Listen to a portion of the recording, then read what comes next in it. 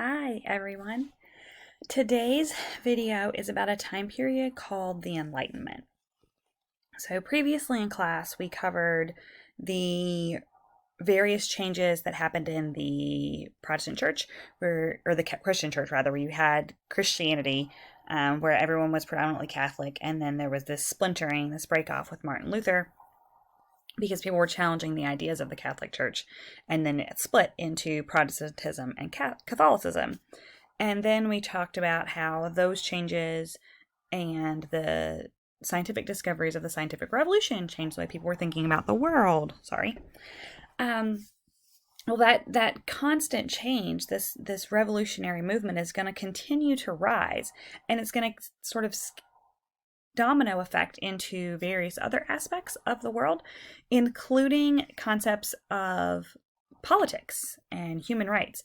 Back when we talked about the Renaissance, we talked about humanism, and we talked about how there's this push in the 1500s, 14 and 1500s, 1600s, to study people and the rights of people as individuals rather than the only studying God. And the Enlightenment applies those principles of humanism and individuality to the political sphere, to the governmental sphere. You can see here in our first box, it says that it applies reason to the human world, right? The scientific revolution applied rational thinking to the world around us, the natural world. The Enlightenment brings it into the political sphere. So they thought about applying knowledge and reason to government, right? And so there's a handful of people that you need to learn for this module, for this unit. And sorry, you might hear Annabelle in the background. They're listed in your vocabulary, but it's men like John Locke and Thomas Hobbes, who believed alternative theories. John Locke believes in the rights of all people to life and liberty and property, which you may remember, you may see, we'll talk about it when we get on to Thomas Jefferson. That may sound a bit familiar. As opposed to Thomas Hobbes, who believed that if people are given rights, then they will destroy the world. So you have Locke and you have Hobbes. You also have a man named Rousseau, who believes that the government should be a contract between the rulers and the people. You have Voltaire, who believes in free speech. You have the Baron of Montesquieu, that's a hyphen, Montesquieu, who believes in separation of powers. So you've got like this all the foundational principles of our government, honestly, are going to start applying. This is where our founding fathers get those ideas from, were the American founding fathers, as well as revolutionaries of the 1800s, who are going to start changing the shape of the political sphere in Europe. So there is going to be religious tolerance that emerges. Voltaire writes about it. We add it into the First Amendment to the United States Bill of Rights. You're going to start seeing revolutions, people rebelling against the king. Happens first in the United States. There is a major revolution in France that we'll talk about soon. There is a colonial revolution in Haiti, a colonial revolution in Mexico, colonial revolution in South America. There's governmental fight after fight after fight, where people are trying to transition from being subjects to being citizens, from being people ruled over to people who have a hand in their government. And then all of those theories are going to shift into the Declaration of Independence and the Constitution. Writers like Jefferson and Madison and George Mason, who writes the Virginia Declaration of Rights, which is a precursor to the American Bill of Rights. They're all influenced by the men of the Enlightenment. So you can see that I've changed the screen and I've moved over to your Quizlet page, because the Quizlet for this unit is incredibly important, because this is where you've got the information for every individual person on the Enlightenment. So you can see that you have the Enlightenment is a philosophical movement that started in Europe.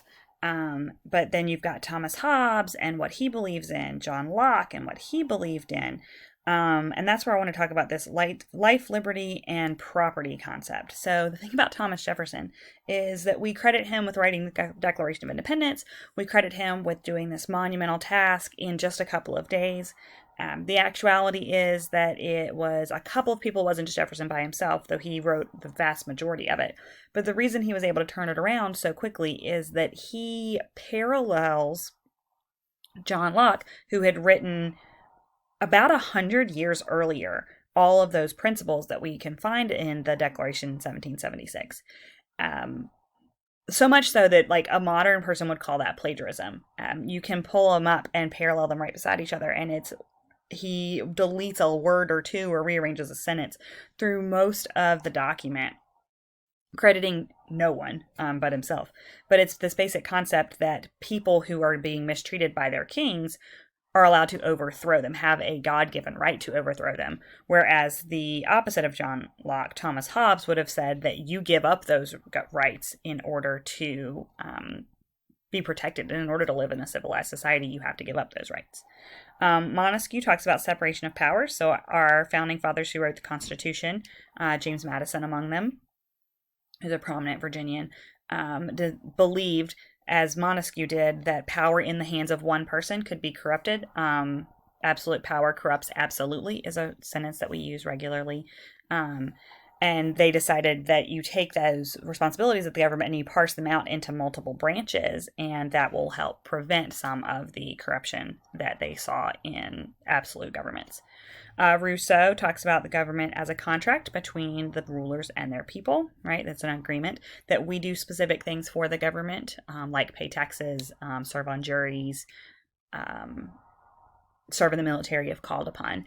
And the government then provides certain services to us, like free public education, maintaining roads, building a military, that sort of thing. And then Voltaire, you have at the bottom, he advocated for freedoms of speech and freedoms of religion. His quote there, religious fanaticism over religious beliefs. Sorry, I had that backwards. Hostile to religious fanaticism. He's angry about it. He doesn't believe that people who are intense in their religion, religious extremists, have any role. That you should be more focused on your own internal religious beliefs and basically leaving everyone else alone.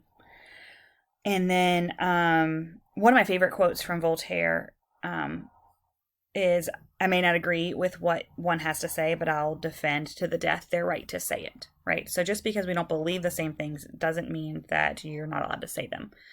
It's a very foundational principle of the American political system, right? We have free speech and we allow people to speak out against the government, whether or not we agree with those statements. You may or may not believe what your representative from the Senate, for instance, is doing, and you have the right to challenge them as you, like, appropriately as you get older. And then the last person here under the Enlightenment is Thomas Jefferson, who you probably know, but he's there because he took those ideas from the Enlightenment, all the ideas of the men above him, and turned them into the Declaration of Independence, like I said. And then, of course, is the definition of democracy, the principle that the government derives its power from the consent of the governed, by the agreements that people make, by you and I voicing our political opinions as we vote, and that's where the power of the government comes from, which is a huge switch from absolutism, where absolutism believed that you got that power from God. So that's the massive shift. I mean, it is a completely different way of thinking. And if you remember, the last time that a major country tried this was the Romans. And by the time you get to the shift between BCE and CE, right under the Roman Empire has completely taken away that right. So it's been 1,500 years since anybody's been doing this. So by the 1700s, the American experiment, as it was called, was revolutionary. But our political system is still going. And the Enlightenment fuels that revolution, as well as revolutions that we'll talk about in the future. So it's a fairly powerful, fairly significant situation. So as always, let me know if you have any questions, and I will see you guys soon.